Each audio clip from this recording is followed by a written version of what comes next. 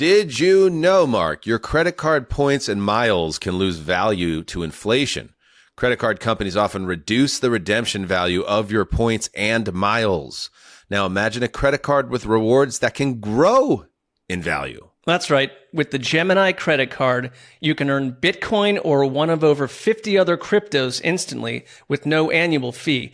Every swipe at the store or gas pump earns you instant rewards deposited straight into your account. Plus, sign up now for a $200 Bitcoin bonus to kickstart your rewards.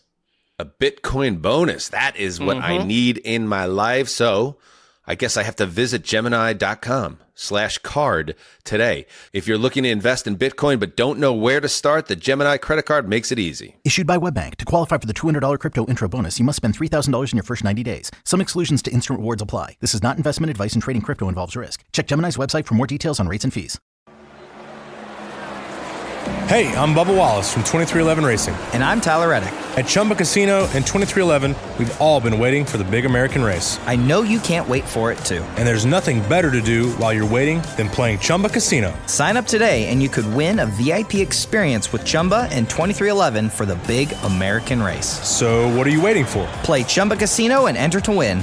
Let's Chumba. Sponsored by Chumba Casino. No purchase necessary. VGW Group. Void where prohibited by law. 21 plus. Terms and conditions apply. This is the one where I can just say, you guys are going to be good this year. And I know I'm going to be right. I'm not going to fall on my face or look stupid. So that's kind of how this feels with Harbaugh, with that success, I believe, transferring. I just don't see a way in which he comes in and in 3 years we go, boy, that didn't work out, right? Right.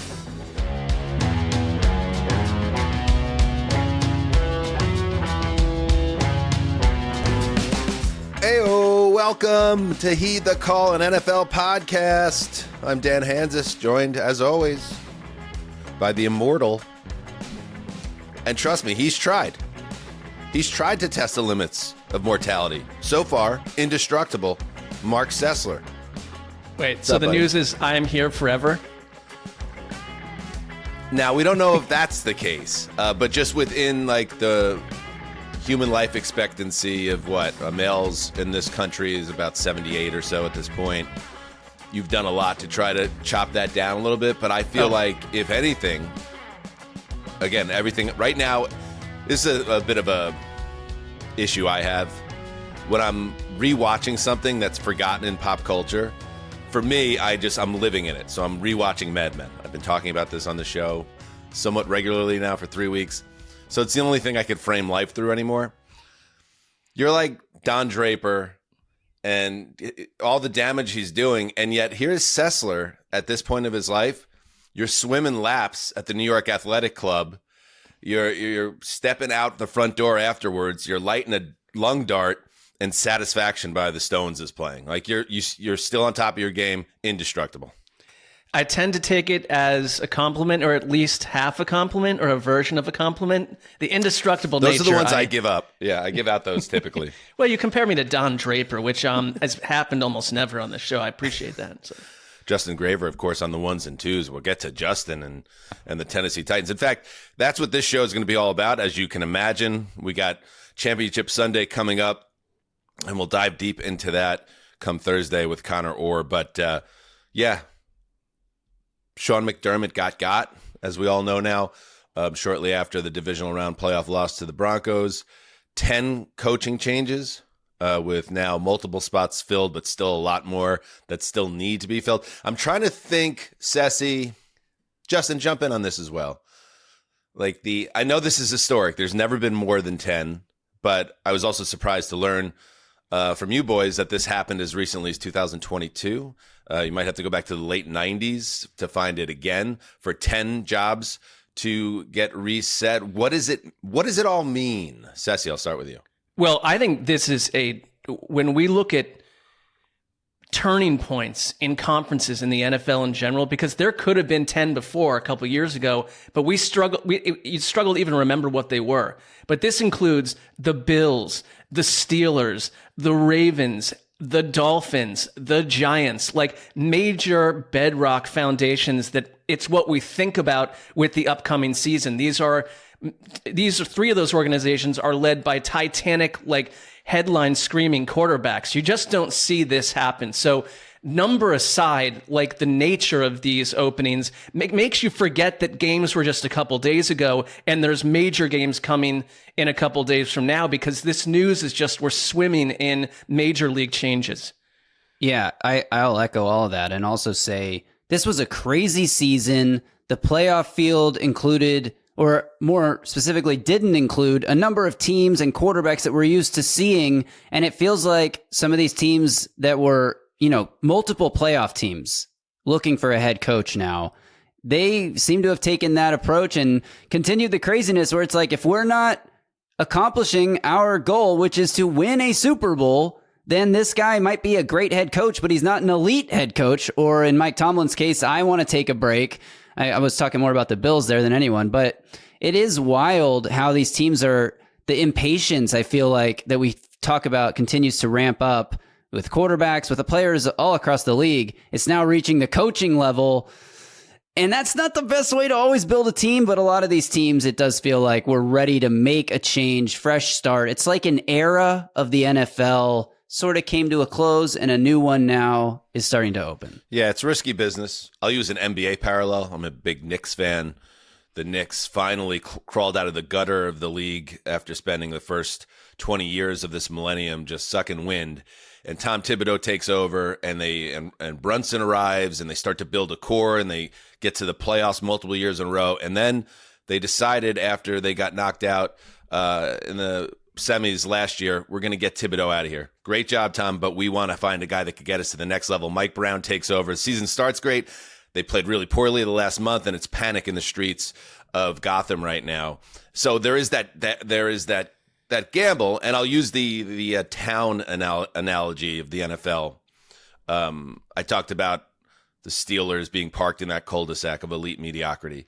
What we're seeing with some of these other places, like in Buffalo, Baltimore, Pittsburgh, is the attempt to renovate a property that otherwise is in good condition, that a lot of people would kill to live in that house, and yet the people in the house are sick of looking at the same drapes, and they don't like that there's that pillar separating the kitchen from the living room. They want to knock out that wall, and it's like they decided they couldn't look at their very nice house, their $3 million house anymore. And sometimes when you do that reno, things turn out great. Sometimes you end up ruining what you had. And with that said, let's get to the decision made by the Buffalo Bills, Sessy, because I wouldn't say we're shocked, because we're so used to it in this cycle that nothing shocks us, right? But the Bills decide to fire Sean McDermott after an 8th straight season in which, they get to the playoffs, they knock on the door and get turned away. And after this latest time in Denver, they decide it's McDermott that's the problem, or at least not the ultimate solution. So away he goes. Your thoughts on it? It feels just a little Shakespearean to me that McDermott too came in as a culture setter to a lost Bills team. He was in charge of their first year's draft, and they had a good draft, and he showed he could do all that, but then kicks the door wide open for Brandon Beane to come in. And ultimately, you're hearing that there are people in the league saying this was a stab in the back, and like it kind of feels that way because Brandon Beane is then promoted. But overall, from like a bird's eye view, it's like, didn't this team just feel to be kind of underwater in pressure and anxiety this season to some degree? And there are whispers that McDermott was inside the building, had some concerns about the talent level, which rankled other people inside the building, and maybe there were some fissures there. But I think it's the tax playing in a conference with Patrick Mahomes. That affected, I think, the Ravens situation a little bit too, that you can't get over that Patrick Mahomes thing. And then secondly, these owners are watching someone like Ben Johnson in year one completely revitalize, change, and turn a team around. And are you going to be like the John Elway owner that says, look, I get that John Fox took us to the playoffs multiple years in a row, but I want to get Gary Kubiak in here to do it right. And I think that Knicks analogy is apt because these owners are very impatient, and they've got to find someone to douse the blame on. I mean, McDermott was 98-50 in the regular season. He's a good coach. He did a lot, but it just, to your point about the house and the renovation, it just felt like time was up. Yeah. You got to have something to bitch about. Yeah, and certainly they do. There was a report out there from WGRZ that 5 weeks before Sunday's loss to the Broncos, McDermott met with GM Brandon Beane and owner Terry Pagula, and McDermott, quote, pointed out what the roster lacked to win a Super Bowl. And WGRZ reported that they were told that neither Beane nor Pagula was pleased with McDermott's assessment. And that's the thing that jumps out to me, and Mike Silver was ahead of this. Maybe he had a little birdie in his ear as well when he wrote that piece for The Athletic that I referenced on Sunday night, which was that the Bills have proven that something needs to change because this isn't working. And the roster deficiencies, which is not McDermott's, fault necessarily, is really what I thought led to the Bills falling short, that they had to put just Josh Allen in the Superman role week after week, January after January, and something always inevitably has gone wrong. So to not only fire the coach, but promote the GM to my new favorite title, and I don't even know if it's new, but it's my favorite thing, president of football, and Brandon Beane. It's like, it does feel a little bit like a scapegoating of McDermott. And I just wonder if the bigger problem is the guy that's been putting together the team around Allen. And now not only do you keep him in the building, another trend that we're seeing this year, firing the coach, keeping the team builder, you've elevated his level of power, and that could go in a very bad direction. Yeah, and I think that there still is intense pressure around the next regime to take the best quarterback in football, yes, and win. The bar hasn't, there's no understanding or ease into this or honeymoon period.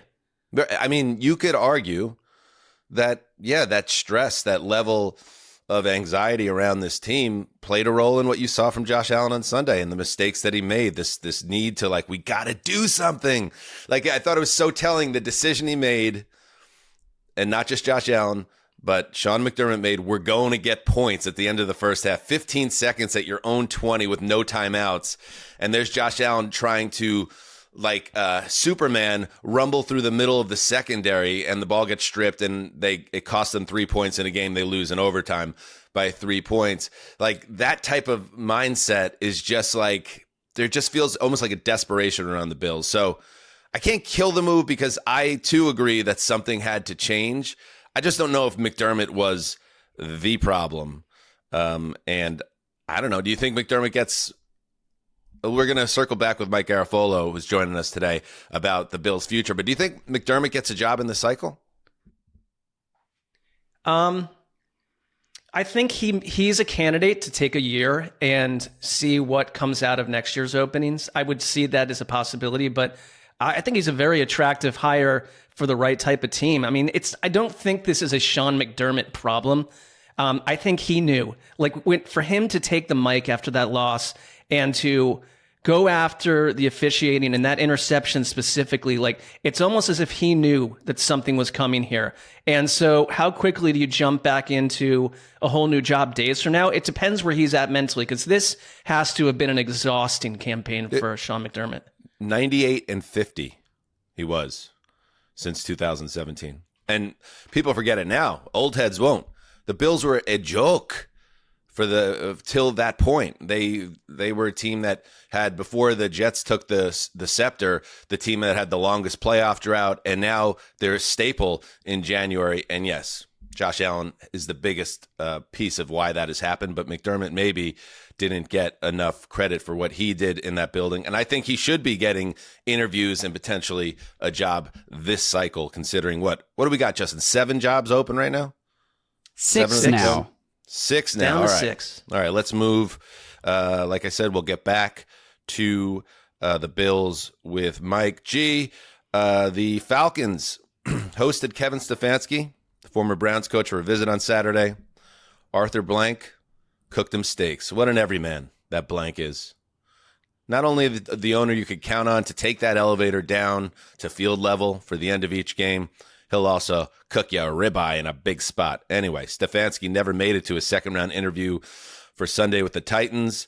They hire Kevin Stefanski, the Falcons do, as their new head coach, replacing Raheem Morris. Falcons retain Jeff Ulbrich as DC. Smart move. Falcons hire Bill Callahan as offensive line coach.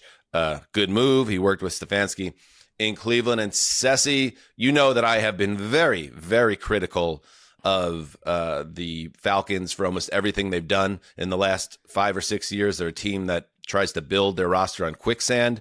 But I like everything about this hire and the staff that Stefanski has around him as they look to figure out how to maximize Michael Penix and a very talented roster. Yeah, it seems like a pretty smooth transition. I do wonder if Stefanski, not that he would have wound up anywhere else, but is he one of the people that, takes the job, then watch the Bills job come open and just think 24 hours made a big difference after what I would have wanted here? But I think the Matt Ryan factor, speaking of John Elway, it's kind of like we're going to find out over the next year if Matt Ryan can do this and do it really well and run this ship, and how well he works with Stefanski. A lot was made that they're both from Philadelphia. That feels a little fugazi to me, but that's okay. I think Kevin Stefanski. Well, I mean, it's I guess a fact. It's a fact, but that doesn't. A lot of duos from Philadelphia have stumbled. But the Bill Callahan thing. And if Bill Callahan, who I think could probably do this for another 20 years if he wants, like it seems to work wherever he goes outside of Tennessee. Bijan Robinson, Tyler Algier, and Bill Callahan together, and that they've got a good offensive line. Like, I love that for a quick start for Stefanski, because that's what he had in Cleveland. It was a good offensive line, Nick Chubb and Bill Callahan. Like, these things tend to work, and that's how you win. I think you can win football games with those three factors right there. And so it allows Stefanski to run his offense, which I think he couldn't do with Deshaun Watson and struggled to do with a host of other backups outside of Joe Flacco. I wonder if, and we'll get to Robert Saleh and the Titans, I wonder if Saleh would have had a laser lock on Ulbrich if his former DC with the Jets, had he not stuck around with the Falcons. But now that's not an option. I think it's a strong hire. I think Stefanski is a tough one because, and you're going to see a similar thing when we talk about Saleh, like so much of the struggles of the Browns in recent years was just chalked up to, well, the Browns are a joke. And obviously anybody that coaches there is not to blame. It's everything around them, which is partially to maybe a majority truth when you look at the bigger picture. But also, this is a guy that is offensive-minded coach and had to give up play calling, 2 years in a row? I know it was this year. And you could point to his record as he's part of that record. Right. So while he got a very, very much a clean bill of health coming out of Cleveland in terms of his reputation, he's also a coach who just came off failure, and the Falcons are banking on that changing, same as they did with Raheem Morris going from Tampa to Atlanta. That didn't work out, but I like the hire a lot, and I seeing Stefanski work with Michael Penix is going to be interesting, and I'm interested how Stefanski approaches this offseason with the front office about the quarterback position. Kirk Cousins will be out the door. What kind of backup quarterback or potentially even a replacement for Penix comes in? It's a different think tank with Matt Ryan there as well. Like, where does Penix stand when the dust clears? That's the thing to track here. Yeah, they also have no first-round pick, which I think they can overcome, but that's not a great way to start it. The Rams got it of all teams. So. That's true. All right, let's break right here. Come back. We dig into more of the head coach hires. Stay right there. Oh, Sessy. Whenever I'm traveling with other people, I almost always book a stay at Airbnb because it just makes the whole trip better. Recently, I took a trip with the family, and instead of squeezing into a hotel or, asking relatives to put us up, we stayed in a home listed on Airbnb right in a local neighborhood. We had actual space, multiple bedrooms, a living room to hang out in, a full kitchen where we made breakfast together before heading out for our day. We also had the kids. But with Airbnb, the kids' bedtime doesn't have to be your bedtime. And Dan, that's the big difference for me. When you book with Airbnb, you're not just sleeping somewhere, you're staying somewhere. You get more privacy, more room, and a place that feels lived in. And Mark, don't forget the other plus of being in a neighborhood instead of a tourist zone. It makes the trip feel more authentic, like we were getting a real sense of the city. We even booked a guest favorite, which are the most loved homes on Airbnb, and marked with a badge for their top ratings. And it completely lived up to that status. Everyone could relax, spread out, and actually enjoy the trip. Yeah, totally, Dan. So whether it's friends, family, or a group getaway, having a home-like place just makes everything easier and a lot more memorable. Book your next stay with Airbnb. Everyone's deploying AI agents these days. They're automating tasks, handling workflows, making decisions. Sounds amazing, right? Yeah, but there's got to be a catch, right? Well, sometimes AI agents mess up. They delete the wrong files, make changes you didn't authorize, or just go off script. And when that happens, you're stuck figuring out what went wrong and how to fix it. We don't like that. Nope, unless you're using Rubrik Agent Cloud. AI is here, but can you control the risk? That's right, Mark. AI agents move fast, and now a single misstep can create 10 times the damage in a fraction of the time. That's why Rubrik Agent Cloud is a game changer. It's the only platform that lets you monitor, govern, and rewind AI agent actions so you can unleash more agents faster without the risk. Rubrik Agent Cloud runs in the background, watching everything, enforcing guardrails, and if something goes wrong, you just roll it back, like undo, but for AI, and we're talking minutes, not hours or days. That's why hospitals, banks, and other sensitive industries are already using it because they can't afford mistakes. And honestly, using Rubrik Agent Cloud has made me way less nervous about letting AI agents actually do things. If your business relies on AI agents, you need the ability to monitor, govern, and rewind their actions. Right now, Heed the Call listeners get exclusive early access to Rubrik Agent Cloud. Head to Rubrik.com. That's RUBRIK.com, Rubrik.com. All right, we are back. Moving on in other head coach hiring news, the Miami Dolphins found their man. It is former Packers defensive coordinator Jeff Hafley. The Dolphins interviewed Hafley twice. After the second one, they felt good enough to make the decision, and it becomes... this is interesting, Ceci. Hafley is the eighth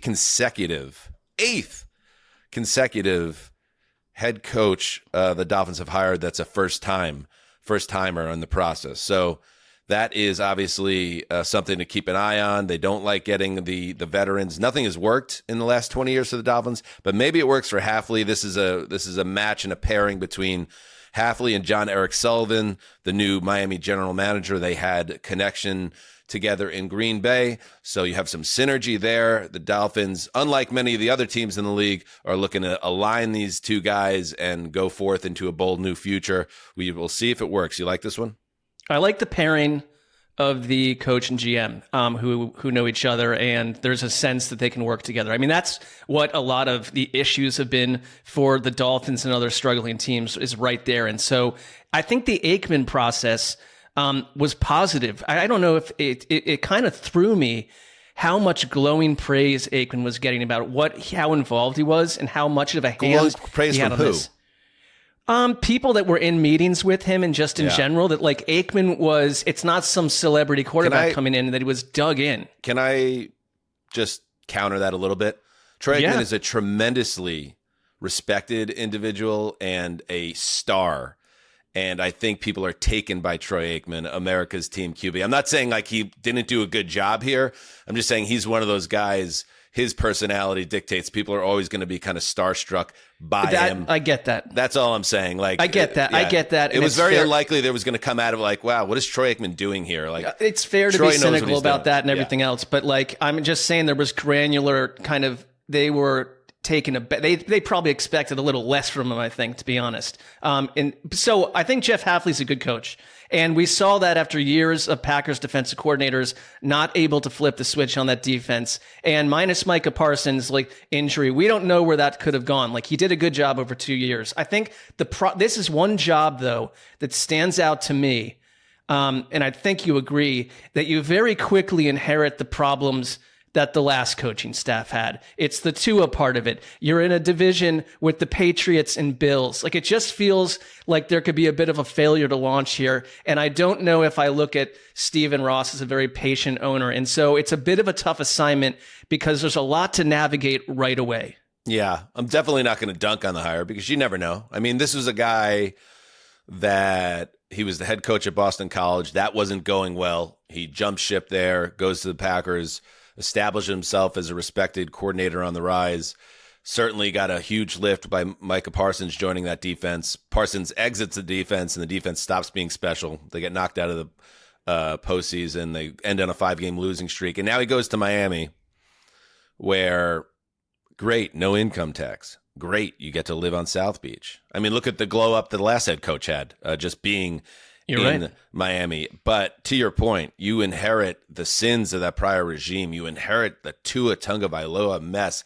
You have Tyreek Hill coming off a grisly knee dislocation with ligament tears in his 30s on the books. These guys are going to massacre your salary cap. And you, as we know, they are in the division with Josh Allen and Drake May. And this is pointed out in a couple places, they have one of the toughest schedules in 2026. They have road games against Denver, San Francisco, Green Bay, Minnesota, home games against the Chiefs, Chargers, Bears, and Lions. And listen, we go through this every year. You don't know what the schedule is until you get into the season and see what those teams all look like. But this one is going to take patience from ownership because there's a very real chance this is a team that needs to kind of go down lower, sink lower before they build back up and have the flexibility both in the salary cap and in building out with young players. It might get worse before it gets better for the Dolphins. And can you trust ownership of Miami to see the plan through? Yeah, I want to see where they are like after next year's draft and free agency. Like I think that patience is required. First-time coach, first-time GM. Like there's a lot going on there, learning on the job in the first campaign. And I think they're going to be forced to and make some very tough decisions. And to that point, Tua and Hill represent $108 million of cap hit this upcoming season. They have to do something about those contracts. Tyreek Hill is very likely an option to be cut post June 1st. Cutting Tua will result in a $99 million dead cap hit. And then they could, if they do decide to go down that road, Tua wants out. He's spoken on that. You could split that up over 2 seasons, but it's still a massive hit. We've also seen, like with the Denver Broncos as an example, teams are doing this. You can Teams navigate it, yeah. but you have to nail your drafts, and you have to have the right head coach, and you have to have a quarterback who can play. We don't have answers on any of that with the Dolphins. So a big old question mark in Miami, but Hafley gets that gig. Let's move to your team, Justin. Justin, jump in here. Not in the circle, Justin. You come in on the 3 box on this one because the Titans make it official. They are hiring Robert Saleh, the former Jets head coach and previously the San Francisco 49ers defensive coordinator, to be their guy. It came down to Matt Nagy and Saleh, and Robert Saleh, which doesn't surprise me, impressed the Tennessee Titans brass in their interview process. So he becomes the new head coach of the Titans. Let's see what Justin has to say about this hire. I think it's a good hire for Tennessee for where they are right now. Obviously, it comes with some risk. It is interesting that they didn't, I don't want to say they didn't prioritize the development of Cam Ward, but hiring someone who is going to need to nail the OC hire definitely gives you a little bit of pause. Albert Breer reported that Saleh showed to the Titans hiring group a detailed plan for Cam Ward in which Saleh demonstrated a real command of what Ward would need, including staffing on the offensive side with experienced candidates and a second phase plan should a coordinator leave. So thinking far down the road, I like everything I'm hearing as far as like setting a culture, being that leader and motivator that Brian Callahan absolutely was not, giving the Titans an identity, some sort of toughness and physicality. I think that's all exactly what Mike Borgonzi and company were looking for Tennessee. So I would say I'm optimistic on the hire. I'm well aware of the history of coaches who have a below 500 record in their first tenure, very rarely having a winning record in their second chance. It doesn't happen often. He needs to be an outlier, but I think when you look at the dysfunction that he experienced with Woody Johnson going after Aaron Rodgers and Aaron Rodgers sort of taking over a controlling role on that team, I think you could say this might be that outlier, but I don't know. It's definitely a risk. Listen, go back and check the tapes of this podcast. By the last couple of years of Saleh's time with the Jets, I definitely had questions about whether he was fit for a head coaching gig. I'm surprised that I knew he was going to get a second chance. And the reason I knew he was going to get a second chance is that there are a few figures in the NFL who pass the look test better than Robert Saleh. He looks the part. He acts the part. He will crush the opening press conference. The Los Titanes Son Gigantescos podcast will be on fire. As they just did an hour and 45-minute long just show. wait till what happens after he steps off the podium in a week or two, because he is going to be a guy that's like, that's my head coach, because I was that guy once upon a time too. You predicted him to win Coach of the Year once upon a time. Sure, but I cannot in good. Why do you think I picked him to win Coach of the Year? I'm a Jets fan. It was Aaron Rodgers was there. Yes, we were pure watching a lot of objective things. Yeah, just pure objective analysis, obviously. Yeah, that was definitely not objective. That was the Jets are winning the Super Bowl with Aaron Rodgers. There were a lot of special things in the air at that time, but I cannot, in good faith, roll with the prevailing media narrative here that Saleh's only failure in his first chance at head coach boils down to lol Jets. I just can't, because there were too many things that I saw from Saleh with the Jets that made me think, man, this is one of those classic guys that's like a defensive coordinator and not a head coach. He gets a second chance here. He was 20-36 with the Jets. He got absolutely railroaded by both fate with the Rodgers Achilles tear, and then railroaded by the reality of having a 40-year-old quarterback coming off of an Achilles tear and an owner who expected much more than he was going to get. It wasn't fair for him to get fired the way he was. I think Rodgers got Saleh run out of the building prematurely, and the Jets cratered after Saleh left, which looked better for Saleh. But I also remember Saleh being a guy who really struggled with certain elements of being a head coach. He's terrible with clock management, very bad with discipline. This is always a highly penalized team. He was a head coach that really struggled to see both sides of the team. In fact, it wasn't until his third and final season with the Jets that he even attended offensive coordinator and quarterbacks rooms meetings. He was one of those guys where it was always like, does this guy understand that he needs to oversee the entire operation? Can that change? Can that change now that he gets a second chance? Yes. At this? Absolutely. It can change.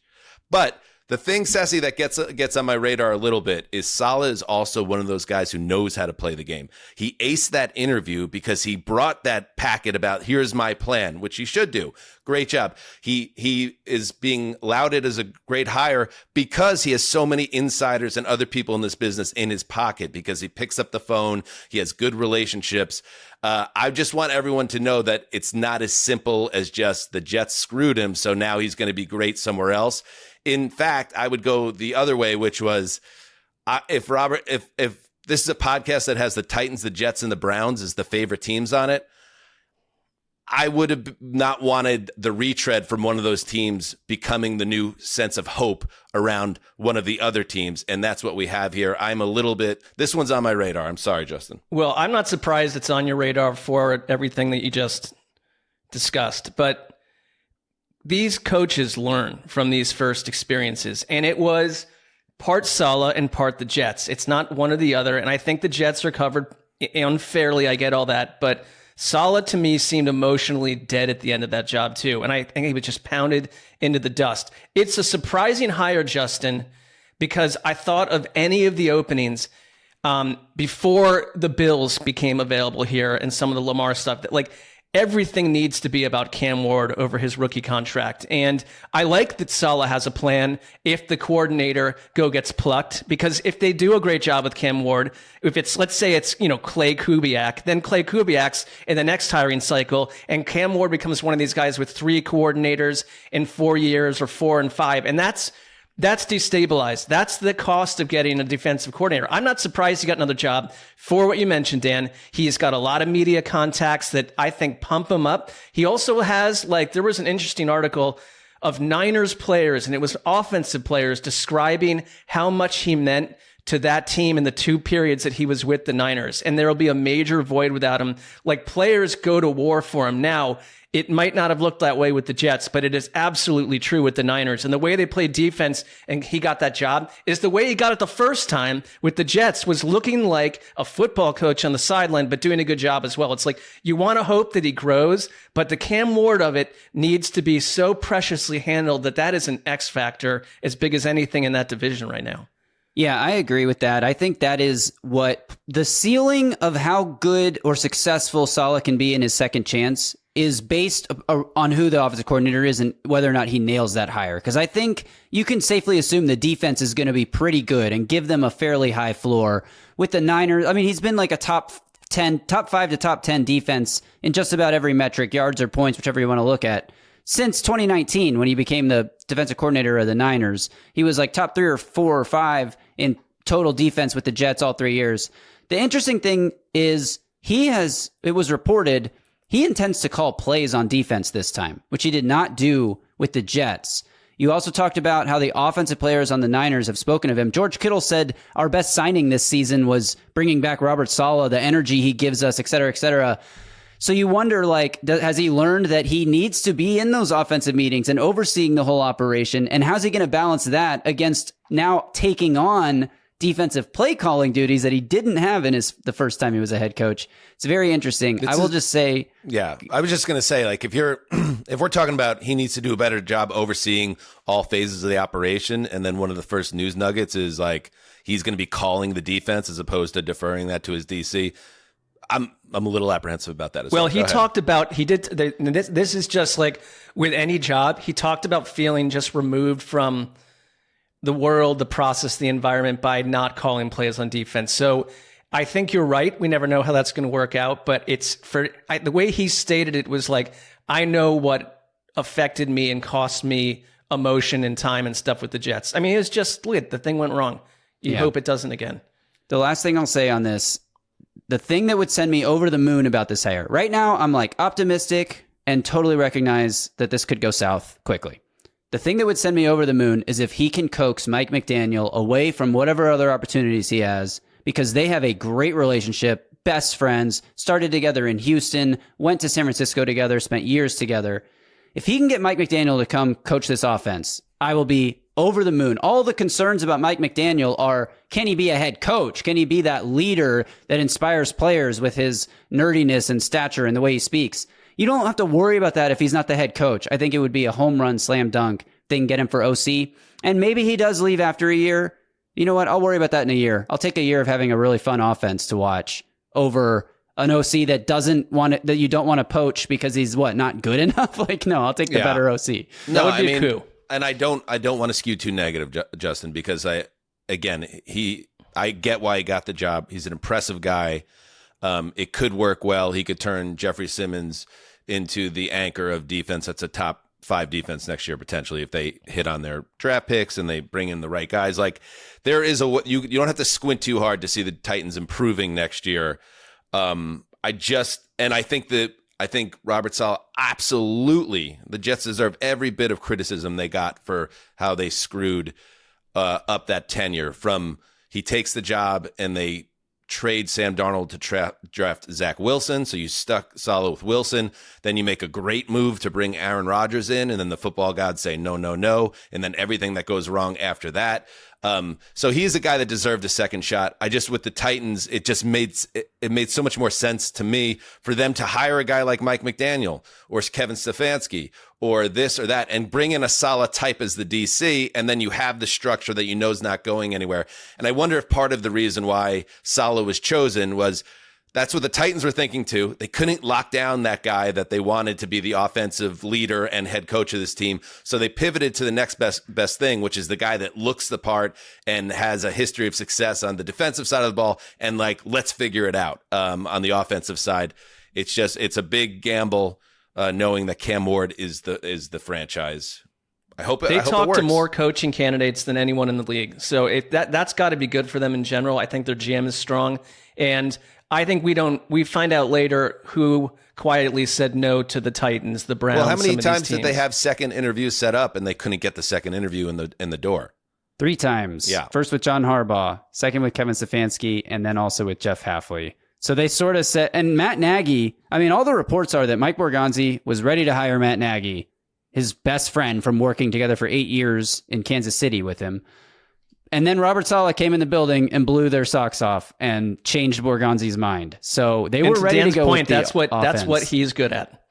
Fair enough. That's what he's good at. Now he's got to do the rest. If he can get the team to rally behind him the way he got the executives to do it, then maybe we'll be okay. I know one person who loves this hire. Oh, she's going to love it. She's got a big old boy coming by the pool this afternoon. I've never heard of this Robbie Solomon, but he can coach my team any day. Let's have him come on over, talk some OC candidates over one of my 3 pitchers of sangria that I learned to make from my mom. We have made a bold decision about the Tennessee Titans. Welcome. We feel very good about the 2022 season. Oh, wait, it's 2026? What happened? Who told me that it's 2026? You're fired. Give me one of them cigarettes with the long plastic stem. I don't want that cigarette touching my lips directly. Bring my horses over. Bring on my horses right up to the pool. I like to look at them feed on the grass. Justin finds this less entertaining by the second. Don't forget, These quietly never make the show. we get this twice a year now, as if you're listening. Oh, that's right. Robert Saleh threatened Liam Cohen's life. That's good. I will f***ing end your f***ing life. I like it. AFC South's my new favorite division. Getting a little wild. How about we hire Nathaniel Hackett as the OC? No. Okay. Stop. I was just throwing out options, relationships. I mean, yeah, just take a look at some of the people that cover this league, the way they carry the water for certain figures. It's amazing. You could tell who's a media friendly coach in this league just by this stuff sometimes. Well, and it's almost exclusively tri-state area based journos. Saleh was so. Here's just one last postscript on this. And again, I really hope it works out for you, Justin. I really do. But he was so media friendly that there's this insane Jets fan, Joe Beningo, who was the overnight guy at WFAN for years and then did the midday shift for like 10, 12 years. He recently retired. Now he has his own podcast or whatever. But Beningo was like a crazy guy who would just like speak. He would scream about the Jets and wore his fandom on his sleeve. And How crazy. You would expect a guy like Joe Beningo not to have a direct line to his coach, but he used to text with Robert Saleh to the point where he kind of banged Saleh in a big spot by one day on the show sharing elements of their text conversations. This is when Saleh was the head coach of the Jets. Saleh got really paranoid after that, and that sort of helped spiral his tenure into failure. Yeah. I don't know if Joe Beningo's the first guy I share intimate thoughts with on text. That's my point. He has a very cozy relationship with the media. And now he has to go toe to toe with your buddy out there, old crotchety. Kaharski. Oh, Kaharski out there. He's ready. You thought Liam Cohen was your biggest like opponent? It's going to be old Kadri Kaharski going after you every Sunday on the maybe podium. Justin too. I mean, you might have to start listening to Justin's pod and cozying up to the two Justins. The two Justins have the poster of Saleh on the wall right now, and hopefully you have many posters at the end because he's a Super Bowl winning coach for the Titans. All right, let's see. Let's take a break, and then when we get back, we welcome Mike G. When you bring a child into the world, your perspective changes overnight. Suddenly you're thinking years ahead, childcare, school, all those milestones you can't wait to see. Part of loving my family meant thinking about their future, even in the uncomfortable ways. That's why I purchased life insurance through Ethos. What stood out to me most was how fast and simple the process was, Ceci. Yeah, Ethos makes getting life insurance 100% online. You can get a quote in seconds, apply in as little as 10 minutes, and even get same-day coverage. There's no medical exam. You just have to answer a few health questions online. Coverage can go up to $3 million, and some policies are as low as $30 a month. That's right, Mark. And it's not just me. Ethos is trusted by thousands of people with a 4.8 out of 5-star rating on Trustpilot from over 3,000 reviews. And as of March 2025, Business Insider named them the #1 no medical exam instant life insurance provider. Yep. Protect your family with life insurance through Ethos. Get your free quote in minutes at ethos.com/HTC. That's ETHOS.com/HTC. Ethos.com/HTC. Application times and rates may vary. Hi, this is Jill Schlesinger, CBS News business analyst, certified financial planner, and the host of the Jill on Money podcast. With the new year upon us, there's no better time to take control of your financial life. And the Jill on Money podcast is here to help. It's your questions that make it possible for me to provide unconventional and, I hope, entertaining insights on your money and, more importantly, on your life. Follow and listen to Jill on Money wherever you get your podcasts. You know that feeling at the start of a new year? That fresh start energy where anything feels possible? I do. 2026 is the perfect time to finally turn that idea you've been thinking about into a real business. We all have skills, passions, or concepts we keep circling in our heads, but it's taking that first step, that action that transforms a dream into your new future. Yep, January is short. You don't want February to arrive with the same old story. The most powerful move you can make to make it all happen in 2026, start your business with Shopify. Shopify gives you everything you need to sell online and in person. Millions of entrepreneurs, from household names to first-time business owners, have already made the leap. You get all the tools to build your dream store with hundreds of beautiful templates you can customize to match your brand. Setup is fast with built-in AI tools to write product descriptions, headlines, and even help edit your product photos. Yep, and marketing is built in too. You can create email and social campaigns to reach customers wherever they scroll. And as your business grows, Shopify grows with you. Handle more orders, expand to new markets, all from the same dashboard. In 2026, stop waiting and start selling with Shopify. There it is. Sign up for your $1 per month trial and start selling today at shopify.com/HTC. Go to shopify.com/HTC. That's shopify.com/HTC. Hear your first this new year with Shopify by your side. All right, welcome back. Ceci, let's jump into the first official introductory press conference that we get of this cycle. It is the New York Giants, and yes, John Harbaugh. The move that always seemed like it made the most sense for both parties. They got it done after a little 11th hour power struggle behind the scenes, as we were led to believe. But now Harbaugh joins the Giants as a head coach, looking to clean up a mess that's gotten quite certainly untenable for Giants fans that don't expect to be at the bottom of the league as they've been for multiple years. Here was Harbaugh talking about this opportunity and the fresh start after a fantastic run in Baltimore. It's a profound honor to be entrusted with the responsibility of coaching the New York Football Giants. And my dad told me that they were the New York Football Giants. They weren't just the Giants, they were the New York Football Giants, right, Dad? Yeah, that's true. The New York Football Giants is a thing. Without further ado, it is a profound honor to welcome our old buddy, NFL Network's own Mike Garafolo, to the show. What's up, Mike? You were in the building when John Harbaugh became the new Pope of New York football. That's how the Pope waves sometimes. Well done. Or it's the Queen or the King. I was in the building, yeah. So I guess a profound honor that you got me because Harbaugh declined. I guess I don't know, but I'm happy. I'm happy to be here. I always heed the call, so thank you, boys. I appreciate it. We appreciate. I was there. It was I don't remember, and maybe it was, and I mean I've been to too many of these with the Giants in recent years, and it just felt like there were way more people there today, and former players that didn't play in the John Harbaugh, Stephen Baker, Howard Cross, who still works for the team a little bit. Tiki Barber was there. He was doing his FAN show. Sean O'Hara was there. Rich Seibert. I'm missing a few others. But guys, as I said to John Harbaugh when we talked to him for NFL Network, I said, does that show you what this hire here means to this organization? And certainly the Mara family, John Mara, it's been clear he's been battling cancer here. He did not talk. He did not take pictures today.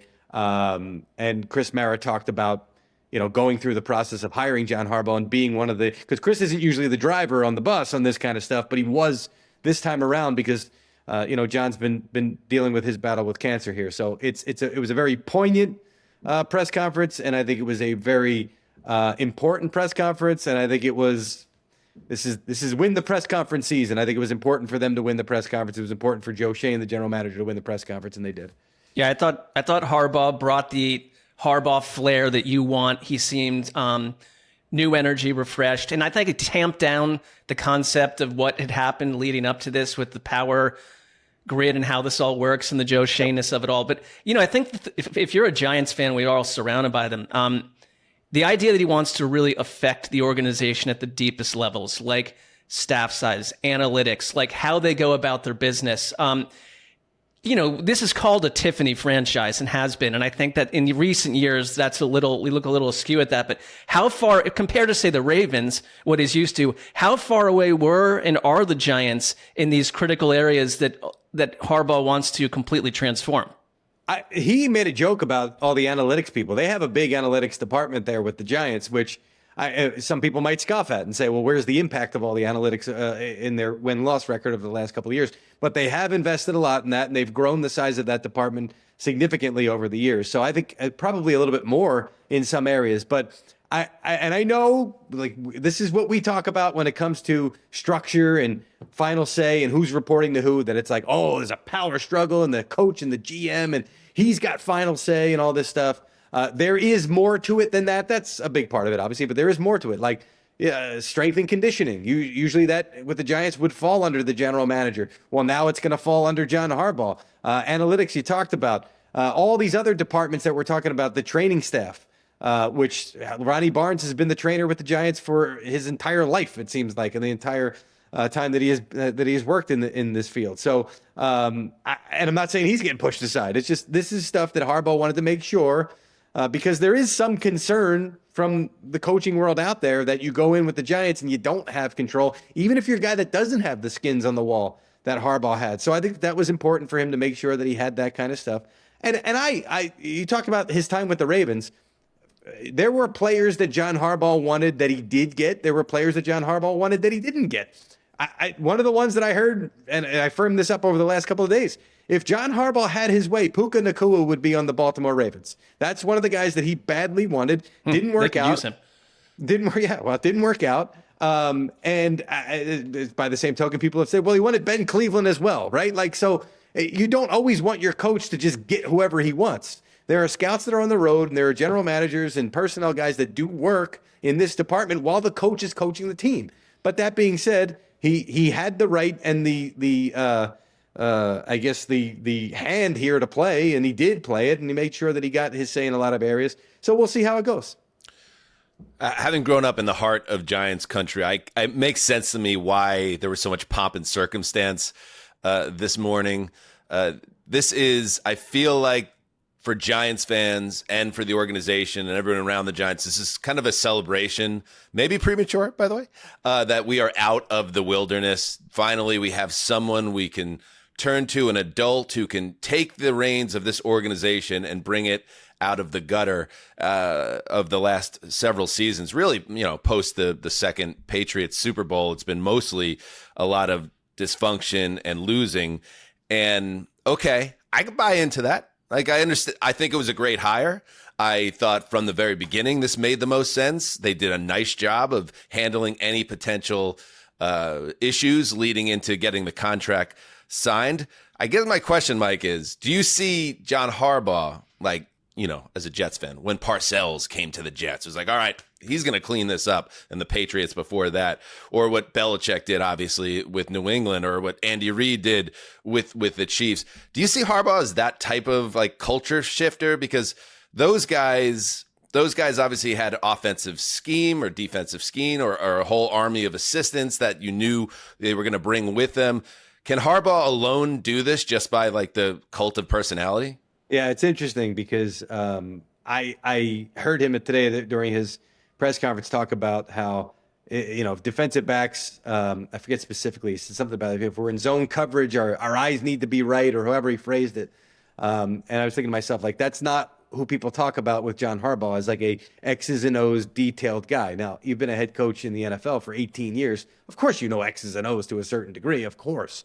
But Tom Coughlin was like that. I mean, I liken it more to Coughlin. I do. Now, Coughlin didn't win a Super Bowl. He has incredible success in Jacksonville. Matter of fact, part of the problem in Jacksonville was he had too much say, right? So sometimes you got to be careful, again, about how much say you give your head coach. But that's what this feels like. And Coughlin was part of the reason why Harbaugh's there, helped facilitate both sides here, the relationship early on in the process. But that's what it feels like to me. A guy that's going to be a culture setter, like you talked about, a guy that's going to be a disciplinarian.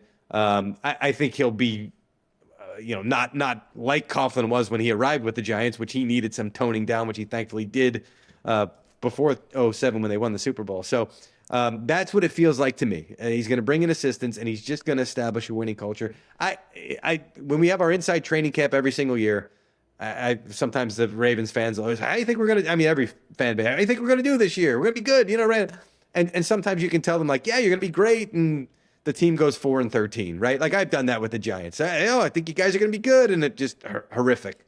I always tell the people in Baltimore, this is the one where I can just say, you guys are going to be good this year. And I know I'm going to be right. I'm not going to fall on my face or look stupid. So that's kind of how this feels with Harbaugh, with that success, I believe, transferring. I just don't see a way in which he comes in and in 3 years we go, boy, that didn't work out, right? Like there's playoff appearances to come for the Giants here, which is great because we're 15 years, and I keep bringing this stat up, or 16 seasons, whatever it is, 16 years, 32 seasons, if I've got my math correct, between the Giants and the Jets playing football in MetLife Stadium, and we've had a total of one postseason game involving those teams in MetLife Stadium. The other one was the Super Bowl, which didn't involve. There's been as many playoff games with non-Giants and Jets playoff games than there has been Giants and Jets playoff games, and that needs to change. Don't get me started on that stadium, Mike. I mean, you spent countless hours that turned into days, weeks when you added up over the last 15 years or whatever.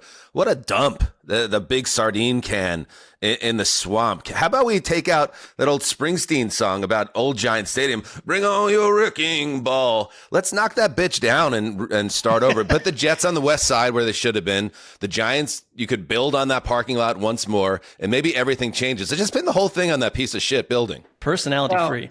It's they wanted it to be a multi-purpose stadium, which is how we got the bowls of the 80s, right? The multi-purpose 70s and 80s, the riverfront stadiums, the veteran stadiums, Three Rivers, and they were all the same. And it's like the Giants and Jets wanted this to be a multi-purpose, multi-sport, multi-event center. And it was like, okay, well, this is the grayest thing we could possibly build right here. And that's what they did. So split them up, let them get their own stadiums. Both can have their flavor, just like everybody else in the NFL. I mean, as quickly as these things go, we're already, again, 15, 16 years into the building. You're going to start hearing that talk eventually, because it's like once you get into your 20s, it's like kids. Once they get into their 20s, it's time to move out. You got to get out of here. Yeah, maybe that's the one thing Woody can do before he's finally out of my life forever is get that stadium built. I did see Oasis Live 25 reunion tour at MetLife Stadium, and I had a great time. It's the only good time I've ever had inside that heinous building. Let's move on. Listen, you like Oasis, Mike? You Oasis guy? What did you listen to? We're around the same age. What did you listen to growing up in I mean, old 90s area. alternative. I don't understand. I think it's almost because they did break up and there wasn't an extensive library. It's like when a rock musician dies at a young age, it's like they become legendary. The best thing for their career is to die, right? So for Oasis, almost like breaking up vaulted them into this legendary status, right? So I think that sort of helps. That may not be the answer Dan was searching for but it's very honest. Spot on. It's better to burn out than to fade away. I mean, their burnout was breaking up, and then we become old heads, and the nostalgia kicks in, and all of a sudden they're selling out 80,000 seat or stadiums across the world again. Anyway, you called me. I don't know if it was off air or on air. You called me a journo. If you're going to call me a journo, I'm going to have to give you the truth. So I'm not going to. You're a dog a journo. Who was your number one band growing up? Who's your Strokes? I mean, that's not necessarily growing up. That was college age, so it wasn't. But I'm a Strokes guy. Which Absolutely. a couple years ago, someone said, hey, we've got free tickets to this night before it was Bose was throwing the event. We thought we were getting free earbuds. We didn't. So that was the real draw. But the Strokes were playing the event. So I tell Rappaport, meet me in the city. We're going to this event. It was the night before the opening. We can't burn a ticket to the Strokes on Rap Sheet. He doesn't appreciate it. I blew it. He didn't. And he was like, is this because he was going to take a video to post on his Instagram story. And he's like, is this a song that people would recognize? Like, yeah, this is it. And he's like, all right, cool. Ready to go? I'm like, okay. All right. Not a great first date. Well, yes or no question. Are you a deadhead? Yes or no? No. I'm not surprised. How about a little insult from the Sessy on the back? No, I just think like based on the other things that you've mentioned, it doesn't seem to be in that corridor. I don't like I'm not a 20-minute jam at a concert. Right. Play your Samesies, bro. Yeah. So Samesies. That's where they lose me. But I Touch of Grey, Uncle John's Band. Like I know the catalog and I know the hits, but no. All right. Let's get back on track here. So we mentioned Harbaugh. How about I talked about at the top of the show, Mike, that this coaching cycle is different because it's not just the dumpy houses like MetLife Stadium that need to be torn down. It's some of the houses in the nice neighborhoods. They're doing extensive renovations. So let's talk about some of these McMansions like the Baltimore Ravens. Anything you're hearing over there about how they're going to replace John Harbaugh? It's been a pretty slow process so far. No reported finalists out there. Well, Joe Brady's coming back for an interview. Tom Pelissero reported that. I think Anthony Weaver as well, Jesse Minter. To me, it's always been Minter in my mind, just because it's like when you go, okay, the Ravens are going to fire John Harbaugh and move on to, and you put a face up, right? And you go, yes or no, right? Jesse Minter's been in the building. He understands the building. He's, like a young Harbaugh in a lot of ways, right? So it's like, okay, cool. Like that makes sense. You also need somebody that I think that can handle Lamar Jackson. That's going to be I know. So that's going to be a big part of this. He's been there. He understands that. I think from what I've heard out of his time with the Chargers that he's done a good job of relating to players, and that's going to be a big part of it too as well. The offensive coordinator part of it's going to be enormous, obviously, who that's going to be. I don't know about Cliff Kingsbury, him being involved in the process early and a possible OC candidate there. You heard about the relationship with him and Kyler Murray down the stretch. Throw Lamar Jackson in there. How's that going to go? Because they can deny it all they want. John Harbaugh and Lamar Jackson at the end, it was time. That was done.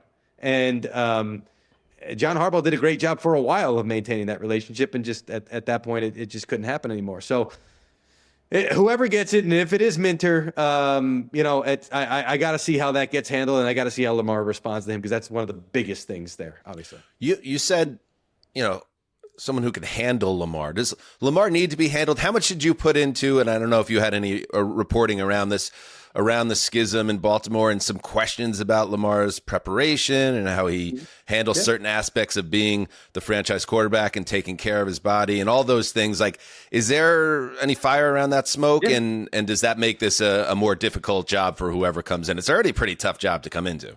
It is, yeah. And I, John Harbaugh would never tell you this. Harbaugh, I think, wanted more out of Lamar Jackson at the end. That's my understanding. And Monken too as well, right? The offensive coordinator as well. They wanted more from him. And if you notice, that injury, or not that injury, his not Which practicing. One? Right. Well, hold on. Yeah. So every week he was not practicing, and it was like, well, this is going to be the pattern for him not practice on Wednesday. It was like knee, ankle, hamstring, back. It kept moving. The body part kept moving. And I know John Harbaugh said, media relations handles the injury report. I don't, he's involved in the injury report, obviously. Mm-hmm. So I think it was kind of like, well, he's not going to practice. Fine. Pick one part of his body that's hurting right now and put it down there. Which is not to say injury report shenanigans. I'm just saying, they wanted him to practice a little bit more, and they wanted him more involved. And they wanted him to you talked about caring for his body. I mean, we've heard about his diet is not great. Like, he's got to do a better job of doing the kind of things that doesn't have to be Tom Brady, but like doing the kind of things you need to do to be successful, because yeah, you're fast and yeah, you're quick as a young player, but the more you take hits and the older you get, that stuff doesn't go up. It only goes down. So he's got to make sure he's got to get on that. And who's the coach to make sure that he does that kind of stuff now? Let's stay in the same AFC North. The Steelers. I mean, I just think that we're in unprecedented times. The Ravens and Steelers both have vacancies. There's some heat around Mike McCarthy with the Steelers. Like, what are you hearing, and what's the deal there? Yeah, it's been Mike McCarthy or Brian Flores, which are two completely different guys. I mean, offensive, defensive, but also their approach and the way to do things. And the Steelers aren't shy about, okay, we'll hire a defensive coach. Obviously, they've made that clear. I don't think they prefer that. I would say, I coming into this process, I thought they'd be more interested in getting a younger guy because, the Steelers are patient. Well, they're patient when you win. All their coaches have won, right? That's got to be a big part of it, number one. But also, too, if you want a guy to be there for 18 years, you got to hire a younger guy. That's usually the way that it happens. I think that in the end, we'll probably see more of that. So the McCarthy thing is interesting. There's a lot of ties there. I think Mike gets knocked way harder than he should. He did a really good job in Dallas. I mean, won a lot of games in Dallas, which is not easy to do sometimes, to be the coach of the Cowboys. I say that all the time. So we'll see if they wind up going that route. Coming into it, everybody was emphasizing, everybody that I talked to with knowledge of how things work around the league, watch them skew more towards a younger guy here. So we'll see. All right. And again, in the nice neighborhood where mom and dad just got sick at looking at their $3 million house, let's talk about the Bills here because first of all, let's start here. When you release a statement as a team after your coach goes like 150 or whatever it was as a head coach and takes you to the playoff 8 years in a row, and you had a historically long playoff drought before your coach got there, and then the lead line of your statement was saying that he did a admirable job, and then you even have a typo and it says admirable. No, it was admiral. Yeah. Can you botch it anymore? In fact, I take this as a sign that the Bills are going to blow this whole thing based on that single typo, and I hope whoever got fired for that lands on their feet. Well, the person responsible for the typo is not going to make the hire, right? Like, you do know that part, right? So we can... No, I don't, Mike. I just assume he's doing everything. It's like someone behind a curtain banging out the copy and then making the decision. I can't throw stones because I had 2 typos yesterday, including Bix. You can't make that one, though. You can't make it, Mike. You can't have Admiral. The Bix make it official. And I was like, I was reposting the post with the typo and had my own typo. So I feel like I got to kind of, coach, I'm out on this one. A little arson judge headed to the Giants moment for Mike G in a big spot. Dorses. I saw that one a couple of days ago. Anyway, the Bills, an inauspicious start to the process, but your thoughts on where they go from here? Well, they have to conduct a full search, so they're going to have to bring in some guys where you go, well, that doesn't fit. I mean, everything from my understanding, Brandon Beane spoke to staff and I don't know if he spoke to players, but he had to speak to a lot of people in that building yesterday and told them this is not going to be a complete tear down or a shift. It's going to be more of a continuation of what we've established here and what we've done. And obviously when Josh Allen is the quarterback, you can say that, you can do that, and you're not going to change the offensive system greatly on him, which is why, like, this talk of Davis Webb, and Davis Webb might be the greatest head coach in waiting. I have no idea. But you don't know that as the Bills, and you're going to bring in a guy who's your quarterback's best friend. That's not a great. Just like me saying no coach should ever have personnel power and power over everything. Like, you need checks and balances. I just don't love that idea. It sounds great. Like, oh, it's bringing his best friend. Like, think about it for a second. So he'll probably be in the mix at some point. But if you've got a guy in-house that is going on second interviews with the Baltimore Ravens and Joe Brady and other teams, he's interviewing with the Arizona Cardinals today, Falcons and Raiders, I think were the other two for him. And you're going to go out and go get a guy who hasn't been a coordinator yet? Why? Why would you do that? So I think of people initially, Brian Daboll, Joe Brady, Webb was thrown in there. I don't know if it's going to wind up being Daboll, maybe as an offensive coordinator, depending on who the coach winds up being there. But I know Daboll's in the mix in Philly. Chargers, he's still in the mix in Tennessee. Do not discount the possibility he could be Robert Saleh's offensive coordinator, which would be hilarious to me because the two New York coaches will then have joined forces in Tennessee Titans. Do you probably your phone for weeks and always eternally is just blowing up. You've got information. I've asked you things like this before. You've got information, deep coded, deep state stuff that none of us know, but we'll know in about 4 days or 40 hours. Like, do you generally, not asking to tap into that source world, but like, do you have any big prediction about what might surprise us in the next couple of weeks? From the coaching standpoint? Yeah. Or in your personal life. Yeah, but it could be personal. It could be coaching. I mean, I was thinking players. You went right to like non-football stuff. What could surprise? I was thinking, like, is John Gruden going to pop up out of nowhere? Right? Is that going to happen? Could Mike Tomlin take a job? Is there a college coach that? Now, the Marcus Freeman one was interesting because that was, including the Giants, were not giving up on Marcus Freeman when he first decided he's going back to Notre Dame. It doesn't seem like that's going to happen.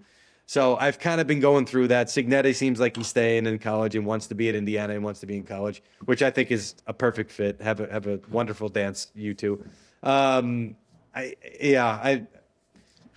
heard nothing to the Gruden end. It seems Tomlin wants to not coach this upcoming season. So could anything shock us?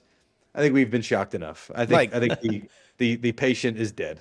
Nearly a third of the league has turnover here. Bill Belichick won't even be in the conversation in any way, shape, or form. It got that bad for this man. I haven't even thought about him until you just. How crazy is that?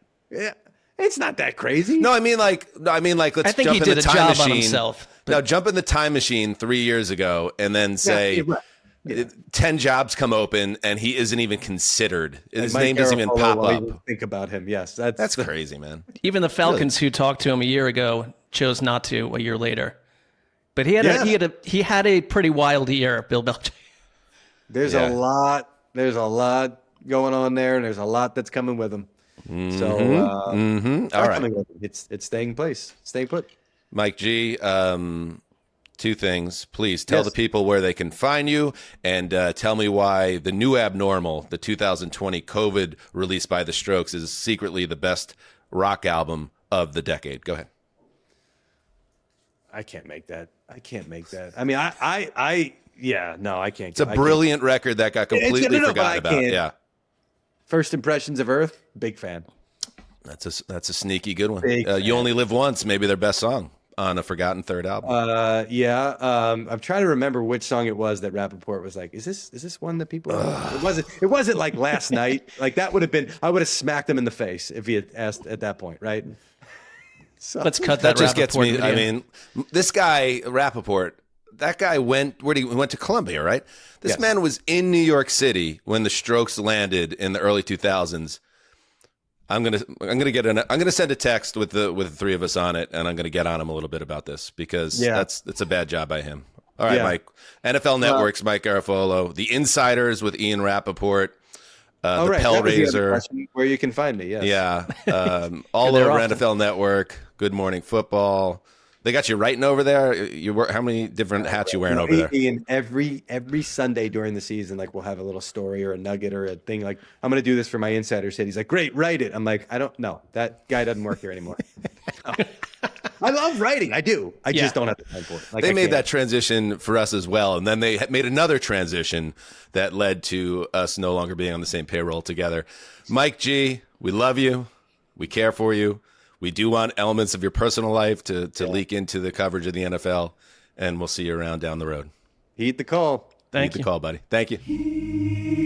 There he goes, Mike G. Great to see Mike. I know he's sitting on something explosive, but I get that you can't say that. You could see it. You could see it in his eyes. It's great to look into his eyes. We haven't got to hang out with Mike G in a while. He's got those Italian eyes. He's a paisan, and he's got secrets, and he's not sharing them all. It's Cosa Nostra, you know. Alluring. Well, he's up. He's got to fend off the Pellraiser and Rap Sheet as well. Can you imagine? Be announcing. Imagine stuff. doing a show with Rappaport and the Pellraiser and the battles going on. It's like the PTA film, one battle after another. It is essentially the same thing. And then you got the immortal, just like you, immortal Judy Batista, all class, and she's just above it all. While these three dudes are just like in a battle royale death match every day in the trenches of journalism. Yeah, there's an integrity to her that just shines through. There's a grace to a Batista. Yeah, well, whereas you got just like these animals like clawing their eyes out in battle. She was a scribe for the New York Times when people used to still read the Gray sports. Lady. Yeah, Sassy. Yes, she is. Not the person we're talking about, but the newspaper. Right, the New York Times. Yes. I bet a bunch of people don't know that. It's called All that. the news that's fit to print. I will tell you real quick, because this is where we stand right now, not to seem like an old, but like in our building here, we get the New York Times in print and like do the crossword and like love stuff like that. Oh, but yeah. It used to be like at Starbucks, right? And like I walked down Hollywood Boulevard to this like pretty wild Target that has a Starbucks in it, and like asked this kid like, hey, probably not during the weekday, but you guys have like Sunday New York Times? And he looked at me like he was like, I don't know what you're talking about. I was like, well, it's the New York Times, the paper. He's like, I've never heard of it. And I was like, all right, we good. Justin, can we let's work on a new drop when Mark starts telling you stories about being out of time with modern society. I'll lay down the vocal and then we could put a bet under it. Old Man River, living down the mountain, drinking from the river. What you think about that? Old Man River, living... Something like that. It's the demo. It's pretty good. I can use that. That's my producer. Is what you think about that an actual lyric in that? Justin, can you look up the actual lyrics?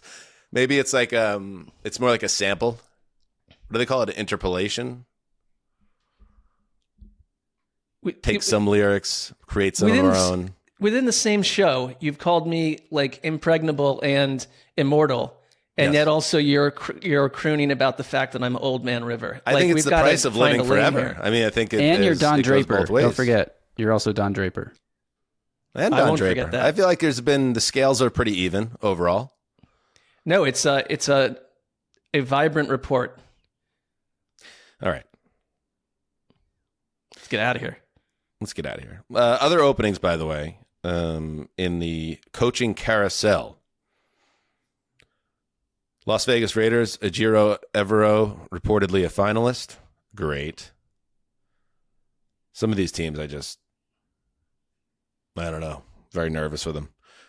Speaking of which, Cleveland Browns, 5 reported finalists, Ceci. Jesse Minter, who sounds like he might go to Baltimore, according to Mike G. Yeah, I don't think they're getting Jesse Minter. Mike McDaniel, replacing Stefanski with McDaniel. I don't know, man. I know you probably want him, but I don't know. Nathan Shieldhouse, he's the Rams upstart offensive mind. Jim Schwartz, the in-house DC, and Todd Monken, most recently of the Ravens. Am I right in guessing that McDaniel is your guy there? No, it's someone else who they were blown away with in a live interview. Grant Udinsky, from the Jaguars. He's 30 years old. I feel like this is a time in Cleveland where it's like I'm rolling the dice. McDaniel would be my second choice. Right. And Stefanski your first. Well, if we can get Kevin Stefanski back at this point, like I'd do it. Why not? What if they traded a first-round pick to get Stefanski back? I feel like that's a pretty good move. Also, the Cardinals. In our rundown, Justin has written, does anyone want this job? Is that to mean is that just a statement on the Cardinals, or has there just not been a lot of reporting around the gig, or both? A little bit of both. The only finalist that had been reported for the Cardinals as of yesterday was Robert Saleh, who didn't get on the plane because the Titans offered him the job. They've interviewed 12 other guys, but I don't know. I think Cardinals fans are scared they're going to hire Vance Joseph. I don't. This is the one open job besides the Buffalo. Cardinals, if they hire Vance Joseph. We have no idea where they're leaning right now. That's the weird part about they have they have some interest in Joe Brady too, I believe. Quietly, potentially the most lost franchise in the league, and people just haven't totally caught up to it yet. The Arizona Cardinals, and the competition is fierce at the bottom of our league. Most lost. Okay, it's a take. I mean, if they hire Vance Joseph to replace Jonathan Gannon. Like, you might as well just kick the can 3 years again. I feel like they're a tricky spot to find the right coach because it's the same as the Dolphins. You got a quarterback issue. Yeah, but it's not financially. It's not the same bloodbath as Tua. It's not. But you do need to turn the page. It feels like with Kyler Murray there. You do, but there is some talent in Arizona. I know. I feel like I'm always saying that, but it's not the worst roster situation, right? That I'm looking at. The problems with the Cardinals that I've seen are from the neck up and the nerve center, the brain operation, ownership. team builders.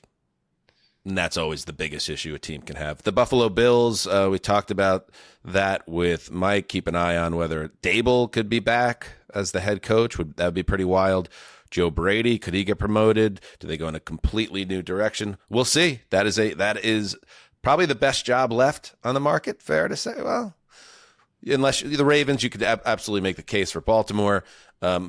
Sometimes it's like who has the best stability with the front office plus a quarterback. Baltimore has that absolutely with their structure up top, and then the quarterback. Although I thought it was illuminating that Mike G backed that up, and Mike G's a great reporter that's dug in.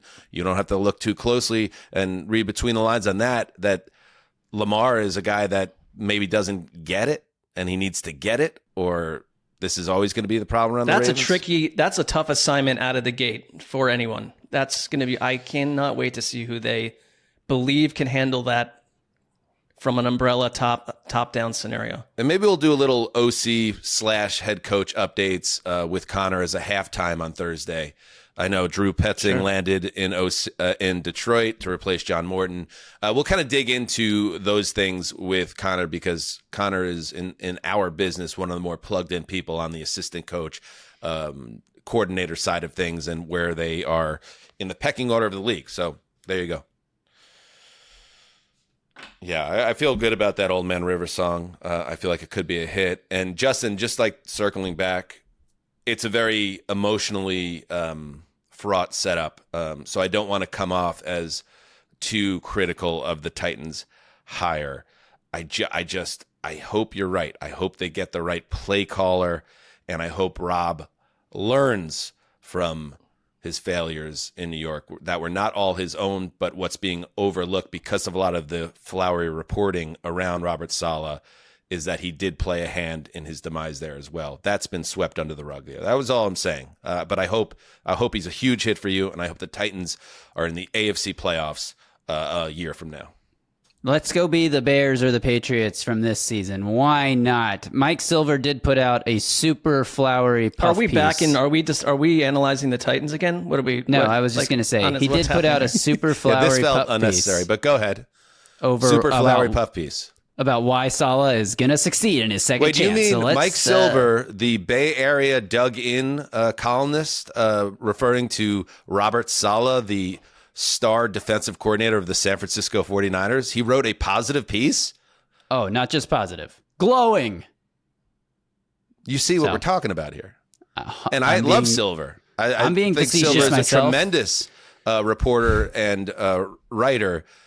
But of course, Silver and Saleh are tight.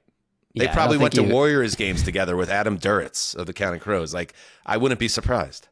I don't think you caught the facetiousness in my tone there, but yes. Well, maybe not everyone caught it. And I just want to underline that it's good to have connections in this business, in any business.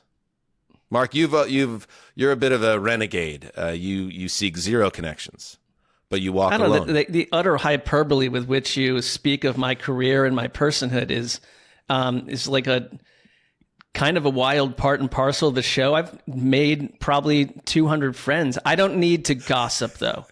I'm not into industry gossip the way that I believe would help me if I were on like 80 text threads with various people gossiping about others. Like, it's not a look at me. It's just like I got enough other items to handle right now. It's like hit him with the national anthem, Justin, because this is this is a guy that I don't think it's good for women either. Let's throw that up. Go ahead, keep going.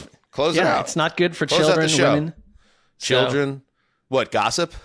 Yeah, I don't think it's good. Just feels for like them you're throwing to a bunch of buzzwords together now. Yeah, I am. I'm essentially doing exactly that. Okay, I think even the publishers of Women Weekly is going to see through that one. That didn't seem to have any thread that connected it, but you're still a great American. It's all connected, and I connected it in a way that I think will feel prescient by the time people are listening to this. All right, we'll see you Thursday. Until next time, do what you must. Heed the call.